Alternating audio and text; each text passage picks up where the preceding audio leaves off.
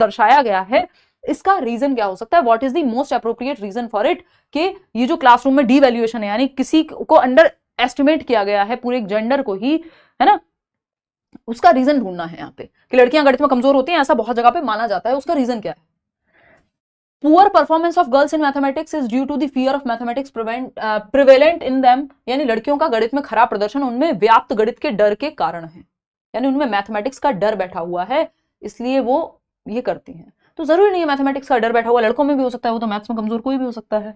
Mathematics bye it's nature is a male dominated subject, ये एकदम बकवास बात है, किसी भी सब्जेक्ट के सर पे नहीं लिखा है कि मैं लड़कों के द्वारा पढ़ा जाऊंगा या लड़कियों के द्वारा, किसी भी काम के सर पे नहीं लिखा है कि मैं काम ये मेरे से ही होगा, किसी पर्टिकुलर जेंडर से। गणित अपनी प्रकृति से नहीं, gendered constructs of society have led to the belief that boys use more innovative strategies for problem solving and thus have better conceptual understanding.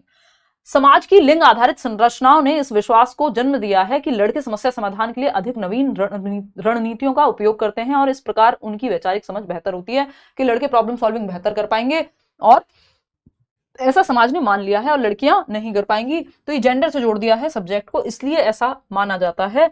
और ये एकदम जेंडर बायस बात है। शकुंतला देवी इसका बहुत अच्छा एग्जाम्पल है, हमारी एक फ्रेंड है, और वो मैथमेटिक्स में टॉपर रही हैं ऑल इंडिया, गणित उनका बहुत अच्छा है, सारी कैलकुलेशन बिठा लेती हैं, तो ऐसा कुछ भी नहीं है कि फीमेल्स जो है मैथ्स में वीक हैं, ये एकदम एक स्टीरियोटाइप है, एक रूढ़िबद्धता है।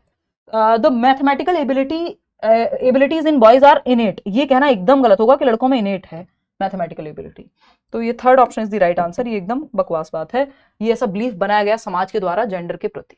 क्वेश्चन नंबर 27 देखिएगा, क्वेश्चन नंबर 27 देखिएगा, कथन क्या है, the less abled child is to do a task the more directions the teacher should give, and ये बहुत ही गलत तरीके से मैंने इसको, चलिए दोबारा समझते हैं। The less able a child is to do a task, जितना लेस एबल है बच्चा किसी काम को करने में, उतना ही ज्यादा उसको डायरेक्शंस देनी चाहिए। The teacher should give and the more direction the teacher should give, and as the child can do more and more the teacher should help less and less, मतलब जैसे ही बच्चा ज्यादा करने लगे तो उसकी मदद कम कर दो, और जहां वो ज्यादा अटक रहा हो उसको ज्यादा मदद करो। सही है बात, स्कैफोल्डिंग में ऐसे होता है, जहां बच्चा अटके उसको मदद करो, जहां वो कम अटके जरूरत नहीं है तो वहां आप मदद करो, कम मदद की जरूरत है, बात तो सही है।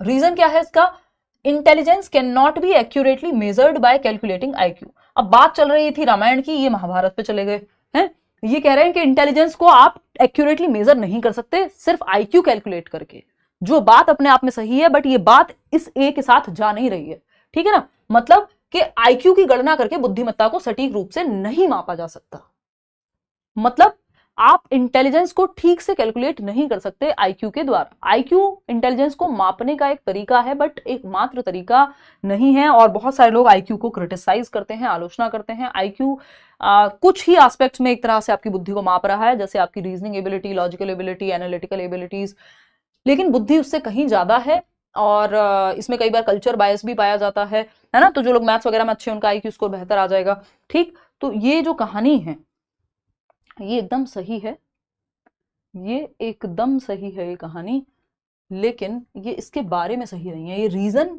असर्शन के बारे में बात नहीं कर रहा है, कुछ और के बारे में बात कर रहा है। तो A and R are true नहीं जी, both A and R are true, हाँ and R is the correct explanation, नहीं R is not the correct explanation, दोनों अपने आप में सही है लेकिन एक दूसरे के लिए सही नहीं है, सिंपल बात। First option is the right answer. आगे बढ़ते हैं नेक्स्ट क्वेश्चन पे, क्वेश्चन नंबर है 28, सेकेंड लास्ट क्वेश्चन है, फटाफट से सॉल्व कीजिएगा। 4-year-old Ria cannot take into consideration the height and width of the two beakers at the same time while pursuing the same amount of water, while pouring the same amount of water into tall and wide beakers।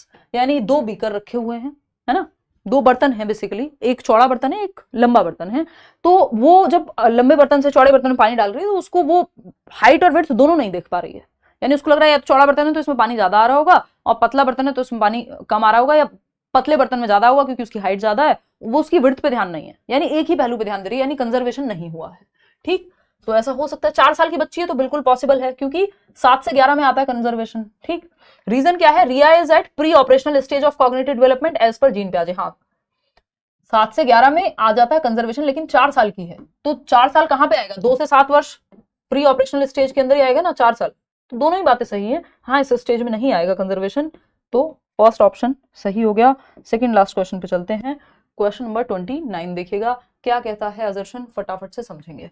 ये कहता है a teacher tries to include examples from the immediate environment of children to make the classroom interactive। एक teacher है जो बच्चे की real life से, उसकी इमीडिएट सराउंडिंग से, उसके वातावरण से एग्जांपल लेकर के आती है, जो जीवन बच्चा जी रहा है वो एग्जांपल देती है, यानी रियल लाइफ से जोड़ दिया, सही है, बच्चा एक्टिव है। रीजन क्या है? Socio cultural context plays an important role in learning. ये बात भी सही है कि सामाजिक सांस्कृतिक जो संदर्भ है, जिस समाज और जिस संस्कृति से बच्चा आता है, जिस दुनिया से बच्चा आता है, वो महत्वपूर्ण भूमिका निभाता है। अगर मैं आपको रामलीला का एग्जांपल देती हूं तो ज्यादातर लोगों को समझ आ जाएगा, लेकिन हेलोविन पे क्या हो रहा है अमेरिका में या कहीं, वो शायद मैं और आप दोनों ही उतना रिलेट ना कर पाए। ठीक, तो ये बात सही है।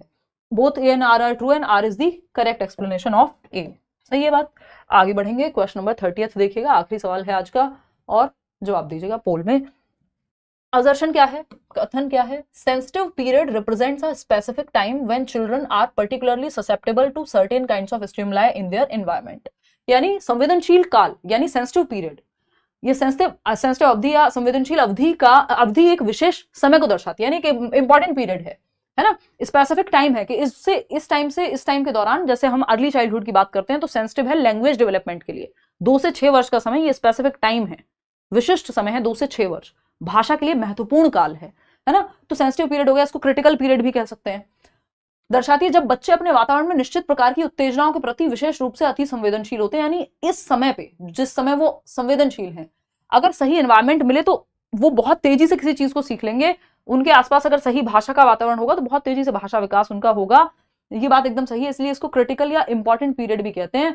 कि हम कहते हैं कि बच्चे का, वो बॉर्नवीटा का ऐड आपने देखा होगा कि बच्चे के दिमाग का 90% विकास 5 साल की उम्र तक हो जाता है, और इसीलिए 5 साल की उम्र तक उसको फिर सही पोषण और सारी चीजें मिलनी चाहिए, क्योंकि वो क्रिटिकल टाइम पीरियड है।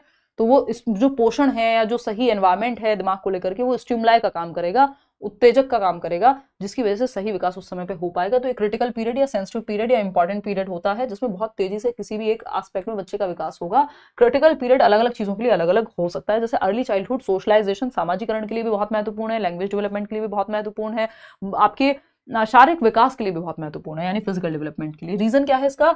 The social expectations at each stage of development is referred to as developmental milestones.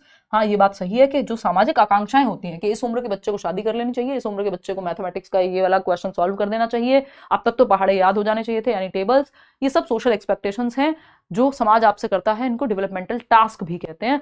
तो ये बात भी सही है, लेकिन क्या ये एक दूसरे के लिए सही है, ये आपको पहचानना है। और मुझे एक घूंट पानी पी लेना है इसी बीच। फटाफट से बताओ, अभी 30th क्वेश्चन हो तो जाने दो, तब देना कि 28 सही हुए कि 29।